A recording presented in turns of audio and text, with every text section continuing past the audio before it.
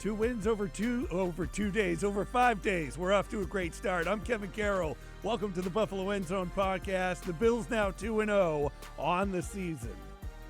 And I'm Andy Young, and I walked out onto the stadium field at Hard Rock Stadium and felt like I was in a bowl of tomato soup. It's muggy out there. The Bills did what they had to do against the Dolphins, like they're the home team, because as usual, they destroyed the Miami Dolphins. Your cheeks are still nice and rosy from the heat, Andy. Bills with a 31-10 win over the Dolphins. Short work week didn't mean much to this Buffalo Bills team because offensively they really didn't even have to do much. Came in with a really solid game plan, Andy, to slow down the speed of the Miami Dolphins and Tua Tagovailoa, who left with a concussion, Andy. So that's taking some of the center stage from this game, is that Tua once again dealing with a concussion. Thoughts and prayers with him. But even before the concussion happened, Andy, the Bills were having their way with Tua, the Dolphins quarterback, who had a really rough night with 5 interceptions. Yeah, the story of the night to me is Clark Kent did not have to be Superman. Josh Allen did not have to peel off his number 17 and put the S on his chest and wear his cape. He didn't have to do a ton. He made a couple of big plays, a couple of big throws, and then it was James Cook on offense, and it was the defense, like you said, really causing problems for Tua Tagovailoa all night before he went out with that concussion, which was topped off by Ja'Marcus Ingram's second interception of the game, a pick six that really put the game away. And this was all about the defense causing problems for the speed of that Miami Dolphins offense, which has so many explosive players in the likes of Tyreek Hill, Jalen Waddle, Devon Achane, the running back, who was banged up coming into this one but had himself a nice game. But the Bills didn't let anything get behind them at all. No big shots down the field, couple of decent throws from Tua to Waddle, but Tyreek Hill didn't really get going big time. Waddle didn't get going big time. Achane, again, had a decent game, but they didn't let him break off, a 70-yard run for a touchdown. So it really, to see the defense carry the load for this team despite a host of injuries, and I know we'll get into that, was really impressive for this team. Andy, you got to talk about Ingram off the top here with the 2 interceptions, a pick six for the former UB player. Really, we'll get into all this next man up stuff, but because of the injury to Taron Johnson, he's out there. He has a big night against this Miami Dolphins team, and it's good to see that these guys, you hear so many times from some of these backup players that they prepare every week like they're going to be a starter.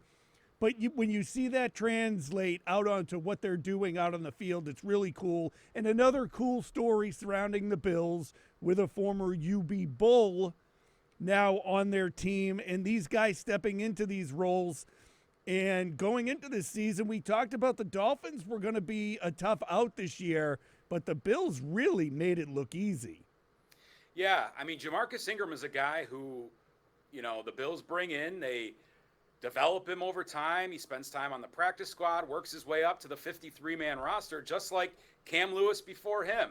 Really impressive stuff. So kudos to the Bills scouting department and their coaching staff for being able to identify these guys and then develop them to, when they get a shot, they're able to perform. And Ingram, playing in the dime package because Cam Lewis is in for Taron Johnson.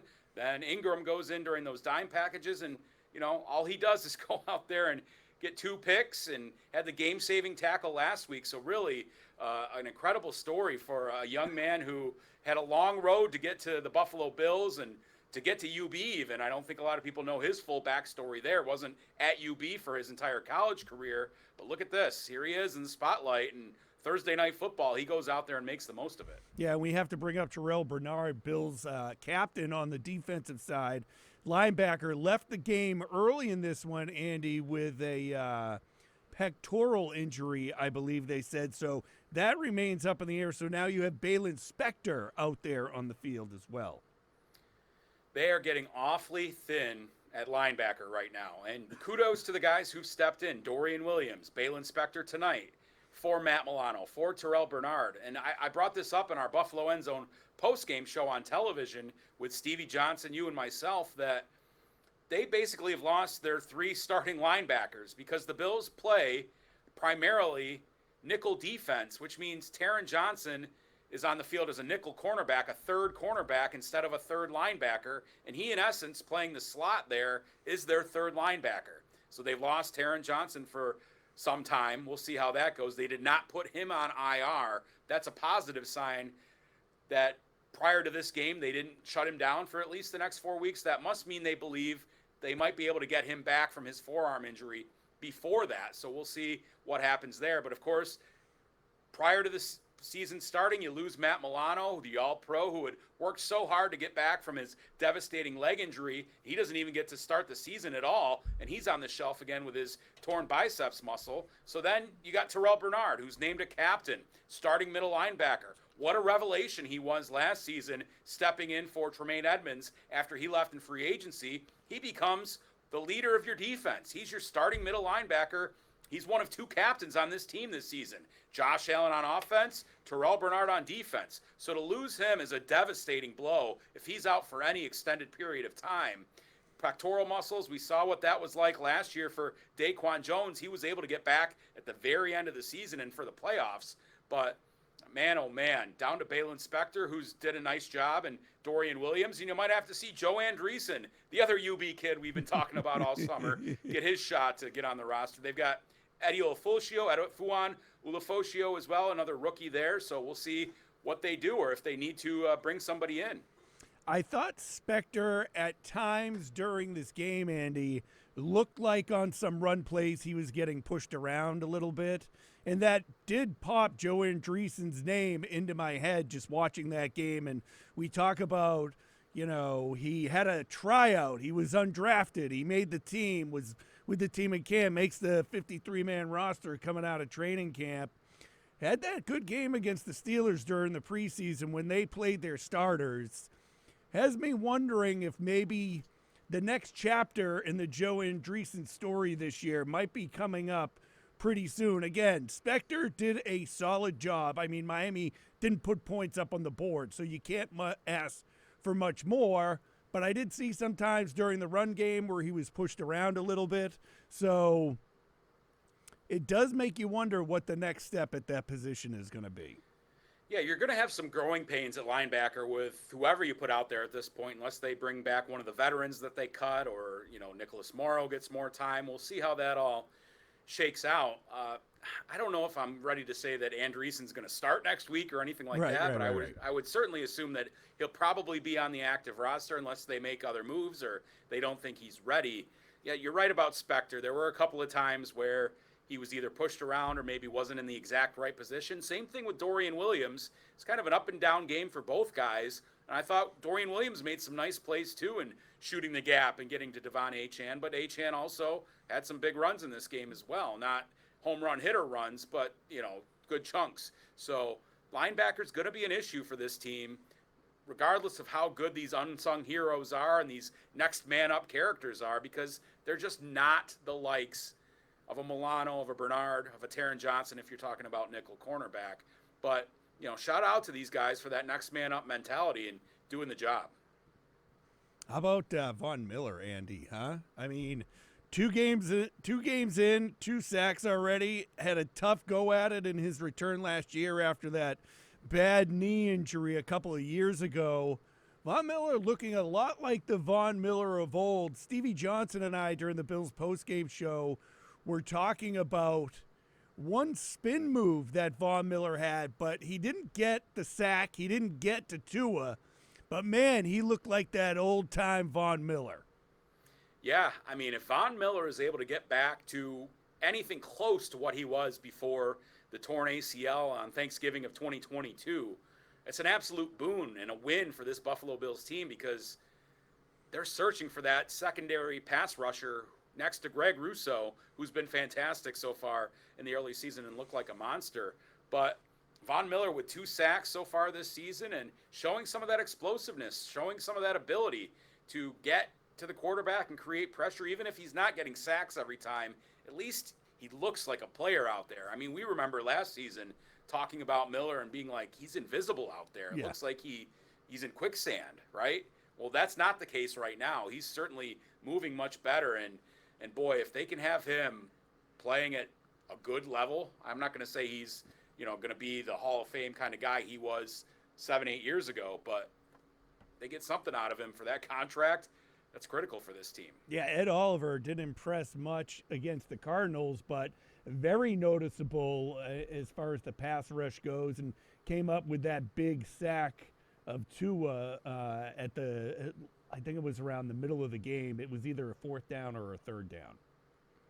Yeah, Oliver was quiet in the first game, and he had such a monster season last year. And through training camp and the preseason, he looked really, really good. I mean, it seemed like every day we were talking about Ed Oliver and Greg Russo just wreaking havoc. And you need it to happen because he's the type of player that creates penetration through the middle of that defense, and especially against a guy like Tua, who wants to get rid of the ball quickly, right? Mm-hmm. He wants to step back, hit his drop, turn and throw. He's not a guy who sits in the pocket, scrambles around, waits for things to happen like Josh Allen. The Dolphins have a timing offense. So if you're able to get that push up the middle from a guy like Ed Oliver at the defensive tackle position, that's absolutely critical. So more of that, the better for the Bills. All of this defense talk early on, Andy, and there's a reason why. The Bills playing with a short field most of the game in this one, and that's why the offense didn't put up gaudy numbers at all, Andy. I'm sitting here and I'm telling you, Josh Allen, 139 yards through the air, 1 touchdown. Josh Allen, 2 runs for 2 yards in this one. Those numbers you look at and you do not picture the Bills putting up 31 points. One thing I do want to shout out is Joe Brady and the way he designed some of the plays on offense. Look at James Cook's first touchdown, which came on a pass on 4th down from Josh Allen. The play design on that was amazing. You saw both Cook and Curtis Samuel in motion at different times, both in the backfield. And then when the ball is snapped, Curtis Samuel goes one way, and it looks like the flow of the offense is going that way. And Josh Allen turns and throws back to Cook, who had slipped through and was wide open and raced in for the touchdown. That was just a beautiful play design. So wanted to point that out. Can I Bills, jump in ahead, real Kevin. quick, Andy? Because Josh Allen spoke about that during his post-game interview. Okay. I know you were in the Bills locker room. That was the play call, but Josh Allen did not like the defense he was looking at, so they called the timeout. They went back out there again with the same play. The Dolphins switched their defense to exactly what Josh Allen was hoping for, and that is really how that play unfolded because of the timeout Josh Allen called. That's remarkable. That's incredible. He didn't want to burn that timeout either, and then they were able to set that play up. Kudos to them. That's them clicking right there. As far as the offense goes, to not have to have Josh Allen with a banged-up left hand that had the glove, and we were monitoring all throughout the week leading into this game, to not have to have him put it all on the line and win in convincing fashion against an AFC East rival who many think is a contender, I mean, you'll take that all day, regardless of the stats. Fantasy football be damned unless you had James Cook. Right. But, I mean, to be able to run the ball the way they did, I mean, Cook averages 7 yards a carry, scores 3 touchdowns, and they didn't need it, right? The defense did its job. Running game was good. Josh made a couple of really nice plays. I can recall a throw to Khalil Shakir for a nice gain that was tacked on with a Jordan Poyer personal foul. That was a huge play in the game. And then later, Allen scrambles, does a Josh Allen classic, and throws the ball downfield across his body 33 yards to Ty Johnson at the 1-yard line, which set up James Cook's short rushing touchdown. So that was really all Josh had to do throughout most of this game. And Dalton Kincaid, Andy, involved early in this one. We did not see that against the Arizona Cardinals back in week 1, but it looked like the Bills went out of their way to make an effort to get Kincaid in the flow of this game early, but ultimately wasn't really needed as the game unfolded the way it did. So who have we been talking about all summer, all spring, despite the changes and the new pieces involved? Who would be the reliable targets?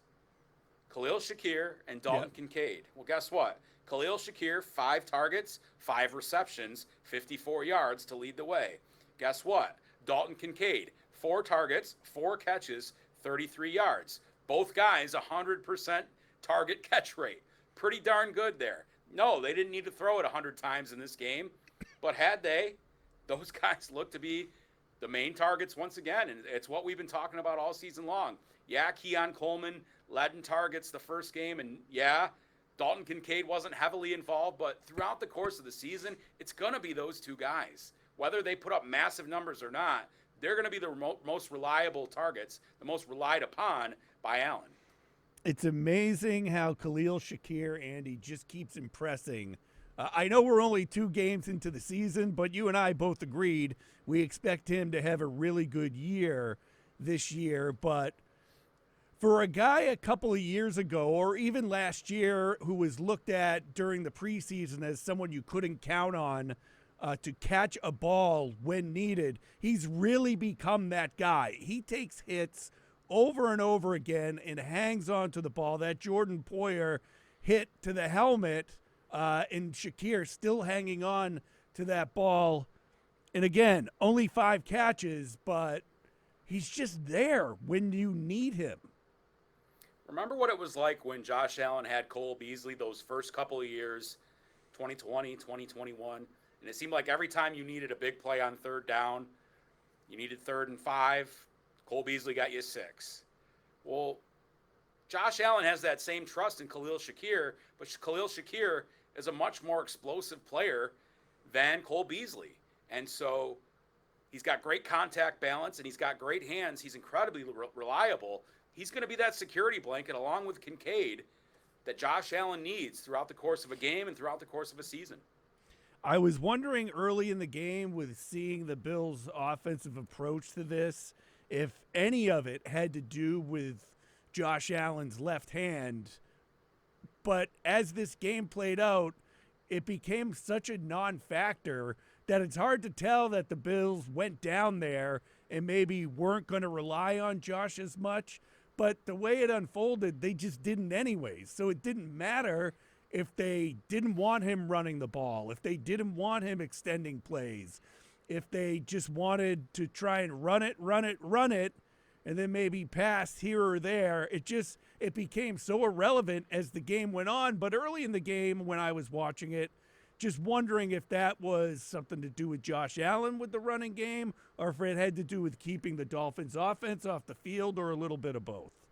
Yeah, you're right. I mean, don't you think, though, if this game was a game where Tua didn't melt down prior to his concussion and throw 3 interceptions, if the Dolphins are keeping up and they're going back and forth and it's one of those high-scoring games like we've seen a couple of times from these two teams, Josh probably still puts it on the line. He's out there playing. Right. He doesn't really know another way, right? Like, he can be smart and he can talk about all these things, but when the chips are down, Josh is giving it his all. So to go back to the original point from the start of this game, for him not to have to play hero ball was huge, because it proved, for one thing, they can win in other ways, which I think we saw anyways. I think last week there was this perception that it was all Josh Allen. Yeah, he was incredible and made some great plays, but there were other contributors to that game. And then, so that shuts down that narrative a little bit. And then you let him rest, right? Let him not have to use that sore hand. Now gets 11 days off before the next game. I mean, this was just a perfect storm, perfect scenario for the Bills. Yeah, and now if you're an opposing team preparing to take on Josh Allen in this Bills offense, I think Joe Brady has shown over these 2 games that this offense can attack you in a multiple different ways, be it on the ground. I mean, even, and I said this last week, and I'll say it again,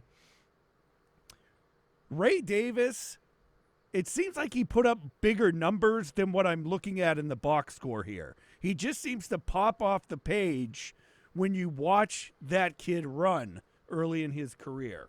Well, he ends up just getting, like, even though it's going to be kind of one of those workhorse type of things where short run, 2 yards, stop for a loss, and then he pops one for 5, then he pops one for 8 and 10.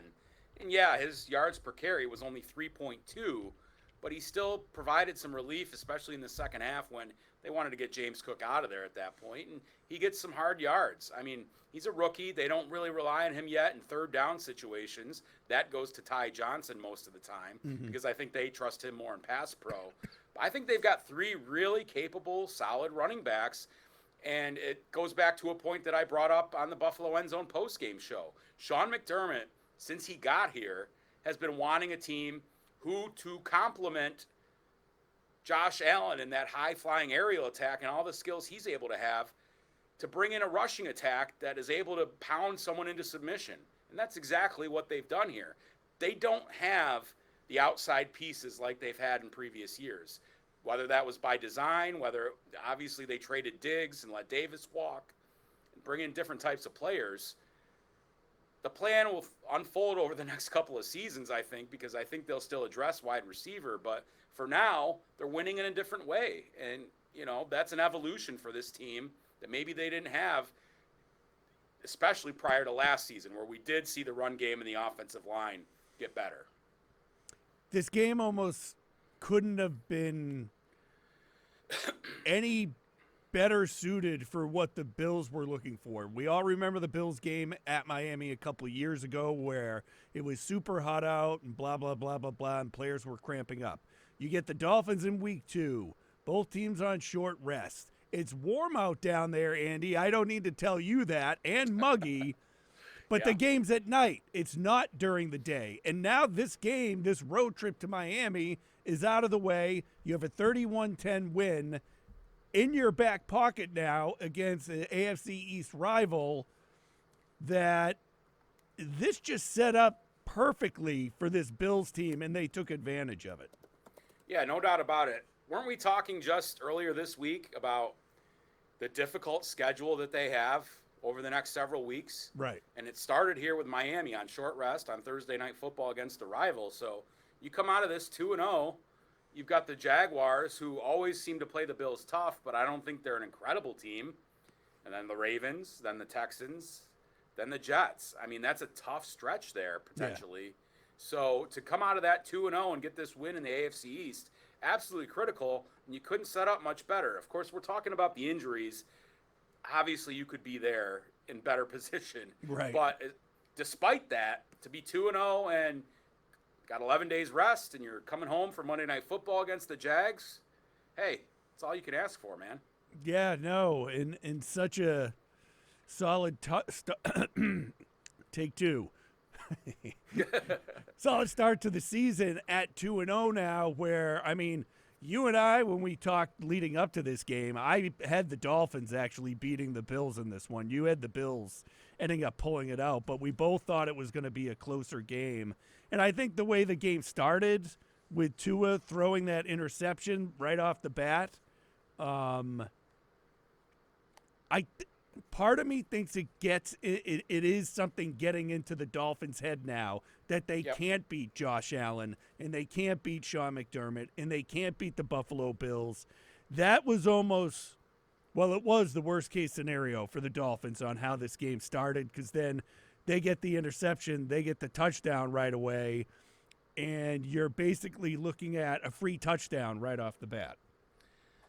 Yeah, Tua was not sharp in this game whatsoever, and to go to the interception he had that ended up being the Ja'Marcus Ingram pick 6, it was just horrible. Right. It looked like he was trying to throw the ball away, and he didn't even have the arm strength while backing up and evading a pass rush to just throw the ball out of bounds. He just threw it up in the air, and there's Ingram, right, in perfect position to take it back for 6. And you saw dejected faces from Tyreek Hill and Jalen Waddle sitting on the bench at the end of the game. I think I spotted at one point Tyreek slam his helmet down and was talked to by one of the staff members of the Dolphins. They had to walk away together. I mean, it's got to be in their heads at this point. I mean, Sean McDermott is 14-2 against the Dolphins. It's remarkable. Josh Allen, only 2 losses against the Dolphins were in his rookie year. That Charles Clay play at the end of the game that was a drop in the end zone, right? And then the Heat game, the 100-degree game down here a couple of years ago. That's it. Otherwise, it's been a domination. And how about this? To think that we've talked so much about how Josh Allen destroys the Dolphins. He didn't even have to. Right. And they still crushed them. It's got to be so demoralizing if you're a Dolphins player and if you're a Dolphins fan. I don't think Josh Allen gets AFC Offensive Player of the Week like he normally does against the Dolphins in this one. And I'm saying that's a good thing. Yeah. Maybe it's James Cook getting Offensive Player and Ja'Marcus Ingram getting Defensive Player. Right. We'll see. Do you have a different view of this Bills team right now after these two games did? I mean, I think there's still questions about the back end of the defense, and now we're dealing with issues with injuries at the linebacker position get even bigger. I think we know what we have in the Bills offense. They'll be able to put up points, but my concern going into this game, and the concern is still there, is that this defense will be able to keep it up all season long and be able to shut down teams like they did tonight. Yeah, that's the biggest concern right now. We've talked about wide receiver. I think that kind of just plays itself out with the everybody eats thing. It's got to be that linebacker position right now and the depth there. They're just down two great players in Milano and Bernard. And the hope is maybe Taron Johnson doesn't have to go on IR, so maybe you're getting him back in a week or two. We'll see. And then the hope is that these guys can step in the likes of Balin Spector and Dorian Williams and maybe Andreessen or Morrow or whoever it happens to be, and kind of stem the tide if Bernard can get back and if Milano can get back. I mean, who knows if either one of them will. We don't know anything right now about Bernard's injury, really. So we'll see what happens there, and then you just got to kind of wade through it and hope that your pass rush comes through. I mean, I'll say this about the Bills' defense. Rasul Douglas and Christian Benford are really playing solid football. Really solid football. So that helps you there. And then if you can see that DeMar Hamlin's doing well, he had a nice game. I think he had 10 tackles in this one, which was tied for the team lead along with Spector and Williams. And then, Taylor Rapp does his thing, and you get Mike Edwards. Cole Bishop got back in there in this game for the first time. He made his debut. So that'll play itself out. It's just that linebacker spot you've really got to worry about, because if any one of those guys goes down, I mean, you're really pushing the depth, and you're in week 2 here. Yeah, and so moving forward now, they have plenty of time off, plenty of time to heal up if they're able to. A week from Monday Night Football, an earlier start to that one against the Jacksonville Jaguars. So the Bills have some time off here, Andy, and, So do you. Yeah, now we can get to watch football and maybe get in some golf before it starts getting really cold out. And I always, some of these night games can be a big pain in the caboose, the Thursday night game, but it's always fun to get a Sunday for people like you and I where you get to sit around and watch Red Zone and just get caught up in everything going on around the NFL. And I know the players on the Bills like it too. Do you want to go apple picking with my family and I this weekend? Oh, I would normally like to do that, but I'm going to be out of town, Andy. Maybe I'll see if one of the Bills wants to go apple picking with us. I hear Ed Oliver loves going apple picking. No, I think we're going to – the Bills need some time off here to try to heal up a little bit. Well-deserved. They've been on a tough stretch to get the season started, and I'm going to take a couple of days off, maybe close up the swimming pool. Watch some Red Zone. It'll be fun. You look like you need to jump in a swimming pool right now. I look like I already did, right? The shirt is soaked. You should see my suit coat. I mean, it's ridiculous. It is ridiculous. It's like jumping into a bowl of soup. It's crazy. Yeah. All right. Andy and I will be back with you at middle of next week when the Bills finally get back to work with another Buffalo End Zone podcast as we get you ready for the game against the Jacksonville Jaguars coming up on a Monday. As always, thanks for joining us. For Andy Young, I'm Kevin Carroll. We'll see you next week.